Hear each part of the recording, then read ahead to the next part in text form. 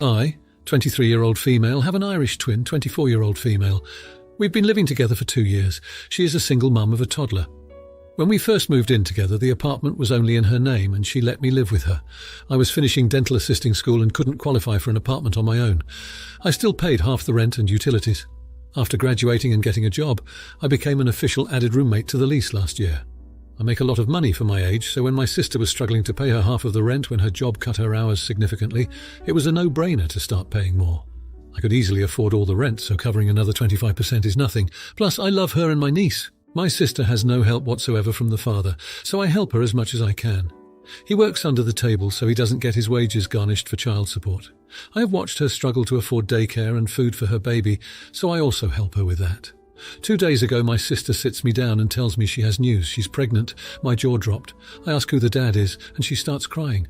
I didn't expect her to say it's her deadbeat baby daddy. I was shocked, and she continued with her explanation. She saw a girl commenting under his posts, and she went on her page and saw they had taken pictures at the same place at the same time. The girl also posted about him for his birthday weeks later, saying, "Happy birthday to my fiancé." She messaged her letting her know he's a deadbeat and got blocked. Then her baby daddy called her saying she's a crazy witch, and that led to them getting a hotel room and they slept with each other. All to prove some point to his fiancée that he's not loyal, and she can have him whenever she wants, because she sent her proof after they slept together, but the fiancé stayed with him. As she's telling me this story, I just sit there upset. I started asking her if she went to the doctor and how far along she is. She said she did stop by Planned Parenthood and got a scan. She's 9 weeks. We live in a blue state, so baby unaliving is legal here. I told my sister that I wasn't going to be resigning the lease unless she got a baby unaliving. She looked at me with so much disgust and started crying harder. She called me an evil witch and said I'm a horrible person for making her choose between her baby or having housing. I told her that with her reduced hours now, she can't afford even half the rent, let alone the daycare she splits between me, our dad and aunt, so she needs to understand the position she's putting me in since the responsibility is falling on me. She told our family, and they're pissed, saying I'm being heartless to even ask her that, and that I shouldn't punish her. They're suggesting that I should at least sign for another 6 months so she can get her shoot together since 5 weeks isn't a lot of time. I said no.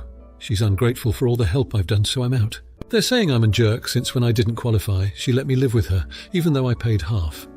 Now for a few comments before the update. Comment 1. Well, this is messy. My first thought is that a lot of people have to choose between housing and having a baby. Most of us do it before pregnancy, but that doesn't matter here. What really bothers me is that your sister is not emotionally stable enough to raise children by herself. She had unprotected intimacy with a man to prove a point, and he happens to be the same man who refuses to support a child he already has. You may have been a bit harsh, but so is reality. I'm going to suggest that you point her to counselling ASAP and then to court to get court-order child support. If he works under the table, they can still order him to pay. And ask her plainly, how does she plan to support 2 children? As any parent will tell you, they get more expensive later on. You've been a good sister. You didn't have the right to issue an ultimatum, but you do have the right to decide where and how you live. You're well within your rights to say, I do not want to live in a house with another baby, and I cannot spend more on you than I am already. I have a feeling that with all this going on in your life, you aren't saving as much as you should, and that will make you less secure later on. Don't compromise on that. You're the only one who can do it.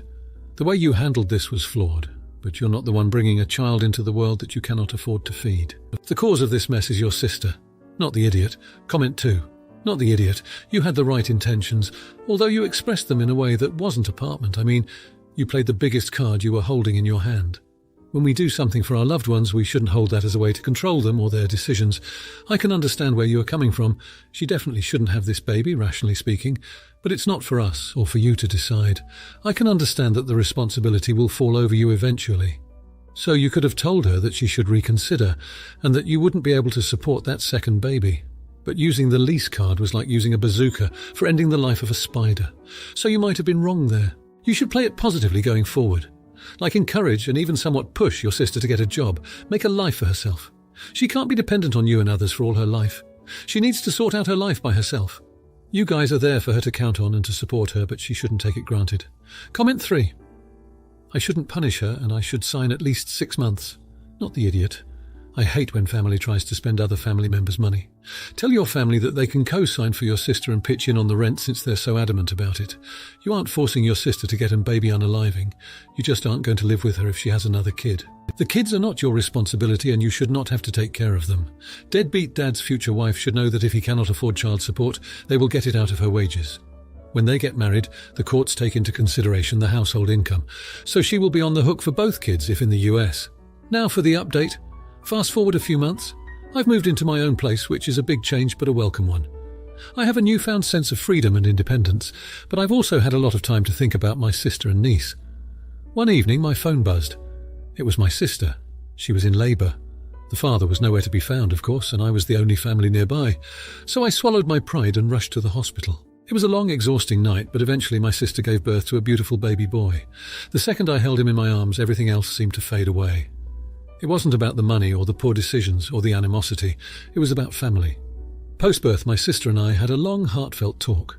She apologised for her actions and the strain it put on our relationship, but most importantly, she thanked me for being there that night and for all the help I've provided over the years.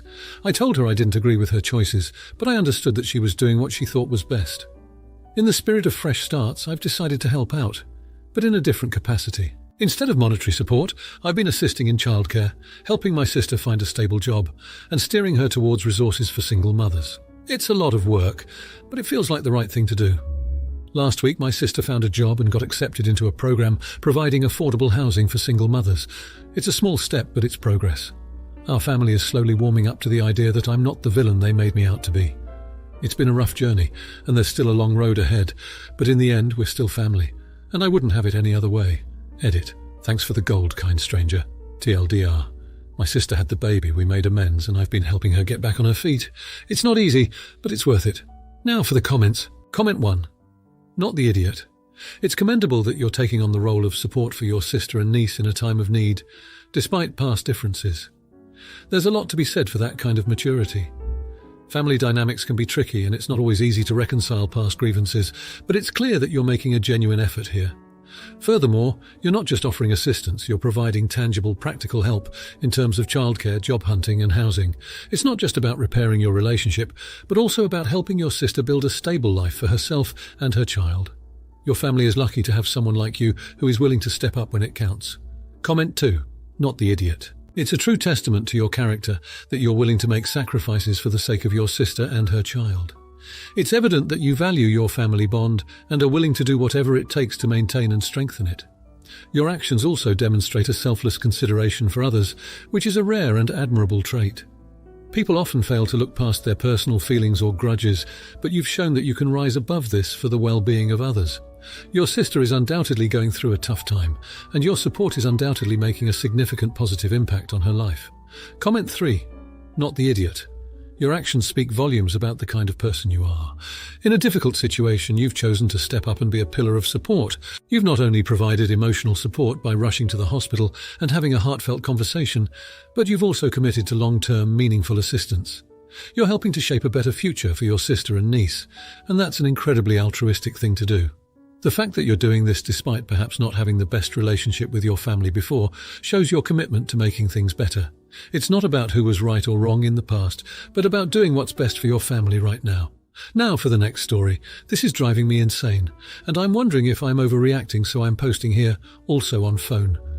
I've had a terrible day, and I got a call that my husband was going to grab takeout and asked what I wanted. I wanted a fried chicken sandwich. When he got home, he got me the grilled version. I asked him why, and he told me he was looking after me and my weight. I admit I lost it and pointed out that he is much fatter than I am, and that he is the one with a gut. I took the fried sandwich and took a bite. This resulted in a huge argument, and he called me a jerk and left. Update. He found the post. We are going to have a long talk. Now for a few comments before the update. Comment 1. Not the idiot. I wanted a fried chicken sandwich. When he got home, he got me the grilled version. I asked him why, and he told me he was looking after me and my weight. Oh boy. I took the fried sandwich and took a bite. This resulted in a huge, and he called me a jerk and left. He shouldn't project. He can't handle it. Comment 2. Not the idiot. He basically called you fat and took it upon himself to make a good choice for you based on that belief that you did not ask for. Then he gets mad when you point out that he's fatter than you and take the sandwich you wanted in the first place instead of the one he bought you. Comment 3. Not the idiot. He didn't get you what you asked for. And anyone that is larger than someone has no business saying they're looking after the other's weight. Sounds like he expects you to take him as he is, but wants you to stay thinner and to him more attractive for him. Easy and clear, not the idiot. Now for the update. Over the past month, things have been really challenging. Tensions between us didn't ease up after our argument. We tried to have that serious conversation, only for it to turn into another blame game. Despite some promising moments of reconciliation, we were stuck in a vicious cycle of anger and resentment, neither of us willing to back down. In the midst of all this, my husband's health took a turn. He ended up at the doctor's office after experiencing severe chest pains, and it turned out he had high blood pressure. The doctor attributed it to stress and his weight. The irony wasn't lost on either of us, considering our argument around health started this whole mess. My husband started medication, and we both decided to make a lifestyle change. We even joined a gym together, hoping it would be a bonding experience for us. But the strain between us overshadowed any positive changes we were trying to make. One night we got into a particularly nasty argument after the gym. I don't even remember what sparked it. We were both so exhausted, both physically and emotionally. My husband decided to sleep on the couch that night, claiming he needed some space. When I woke up, I found him unconscious on the living room floor. He had a stroke. His weight and stress had finally taken their toll. The paramedic said he would have been fine if he'd received medical attention sooner, but he was alone because of our silly fight. He's in the hospital now. Stable but not responsive. The doctors say it'll be a long road to recovery. They keep reminding me how important it is for him to have a strong support system, but I can't help but feel responsible. Every day I look at him lying there, and I can't help but think of that stupid grilled chicken sandwich. I wish I could take it all back. I wish I could rewind time, erase our fights and replace them with laughter, love and understanding. But all I can do now is hope for the best, put aside my guilt, and try to be the support he needs. It's heartbreaking to see him this way, and it's a pain I wouldn't wish on anyone. All over a chicken sandwich. Our lives have taken a turn I never imagined. I wish I could say it's been an entirely negative experience, but that wouldn't be entirely true. In the midst of all this pain and struggle, I've come to realise how much I still love my husband and how far I'm willing to go to see him healthy and well again. I just hope it's not too late to show him. Now for the comments. Comment 1. Not the idiot. Intense situations and high-stress environments can take a toll on anyone's health, and it's extremely unfortunate that it has led to such a drastic health issue for your husband. That being said, it's not right for you to bear the entirety of the blame. The both of you as a couple decided to continue in an environment of constant arguments and unresolved tension. It's not solely your doing. It's crucial now that you focus on supporting his recovery and making the necessary changes in your relationship and lifestyle. It's a difficult situation, but it's not too late to turn things around. Comment 2. Everyone sucks here. Both you and your husband have contributed to the stressful environment that led to his deteriorating health. While his condition is unfortunate, it's important to recognise that both of you had the option to seek help or make changes sooner. It's regrettable that it took such a severe incident for the severity of the situation to be realised. Now, it's crucial for both of you to take responsibility and make the necessary changes not only in your relationship, but in your lifestyle choices as well. Comment 3. No idiots here. It's easy to blame yourself in hindsight, but it's also important to remember that both of you were dealing with your own struggles and difficulties. The constant arguments and unresolved tensions are unfortunately part of many relationships, and it's not always easy to foresee the potential health impacts. Instead of dwelling on past mistakes, focus on the present and future. Be there for your husband, support his recovery and work on improving your relationship. It's never too late to show your love and commitment. Now, for the next story. I, 25-year-old female, have a group of friends all aged 24, 26, 8 in total. That includes a guy whom I'll call Nick. Nick has a girlfriend whom I'll call Josie, 24, and they've been dating for 8 or 9 months. Nick introduced Josie to the group about 6 months ago. Both Josie and I are mixed race, while the rest of the group is white. Ever since we met Josie, she's made really inappropriate comments too about me concerning racially related things. She asks me why all my friends are white. Questions about my mother's African background and comments about how I style my hair, like suggesting I shouldn't straighten it. I always try to change the topic and brush it off, but she brings it up so often.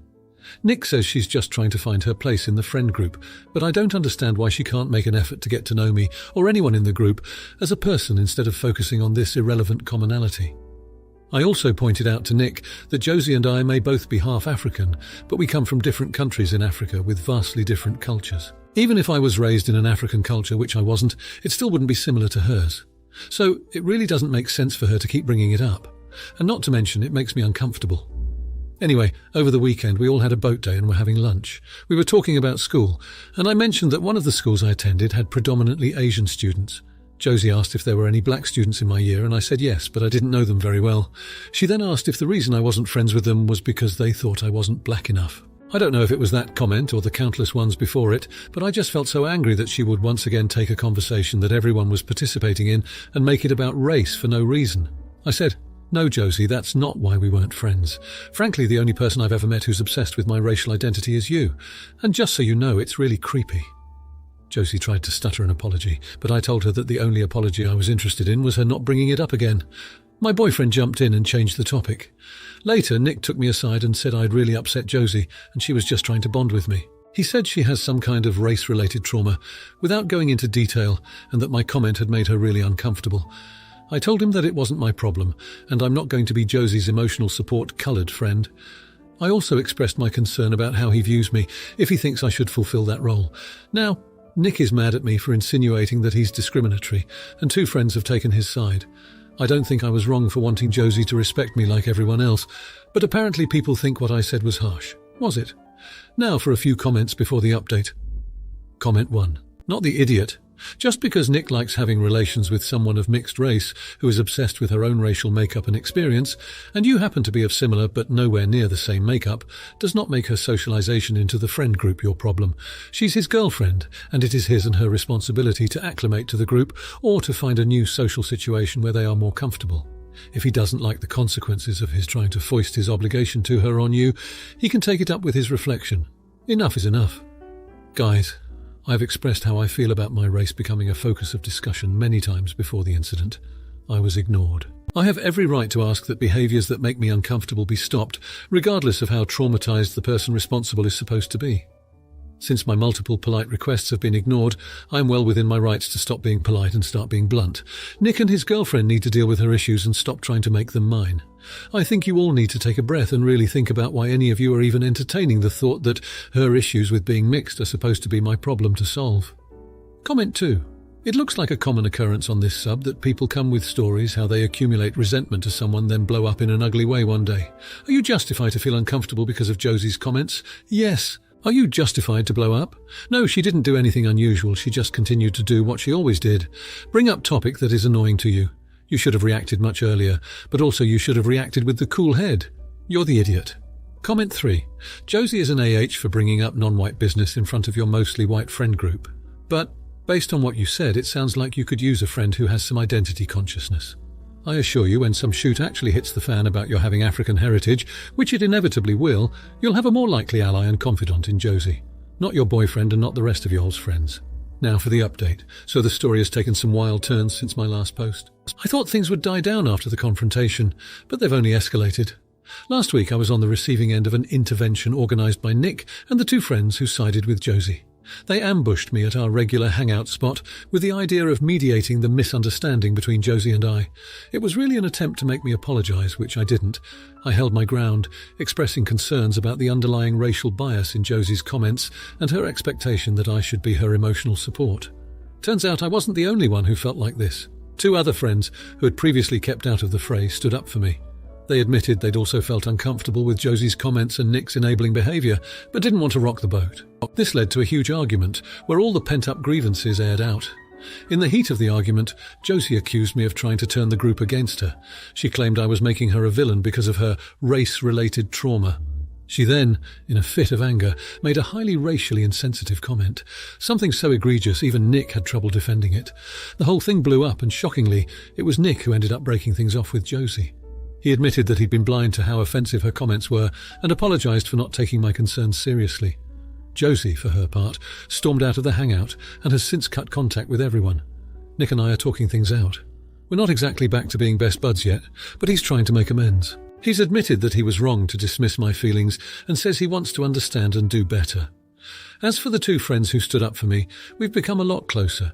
It's a bittersweet silver lining to the whole mess, but I'm grateful for their support. It's been a rollercoaster ride these past 2 weeks, and I guess we'll see where things go from here. Now, for the comments. Comment 1. Not the idiot. You have every right to stand up for yourself in the face of racial bias. It's important to express your feelings when you're uncomfortable, especially when it involves discrimination.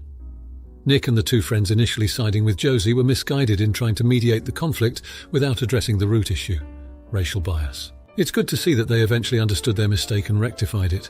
It's a tough situation, but it seems you have handled it with grace and honesty. Comment 2. Not the idiot, but it's unfortunate that it took such an extreme event for Nick to see the truth about Josie. It's a testament to the power of influence and how people can sometimes be blind to the faults of those they care about until faced with undeniable evidence. It's also commendable that the two neutral friends decided to speak up. It's always difficult to get involved in conflict, but it's necessary when it comes to addressing issues of racial bias. The future might be uncertain, but it seems you're on the right path. Comment 3. Not the idiot. It's always tough when friendships fracture, especially over something as serious as racial bias. You did the right thing by standing your ground and not tolerating any form of discrimination. It's unfortunate that Josie chose to cut off contact instead of acknowledging her mistake and apologizing. However, it's a positive sign that you and Nick are working on repairing your friendship. It's important to remember that true friendships can weather storms and come out stronger. If you like this video, you'll probably like these too. Also, while you're here, please consider subscribing. It's your support that keeps this channel alive and allows me to make better and longer videos. Have a great day.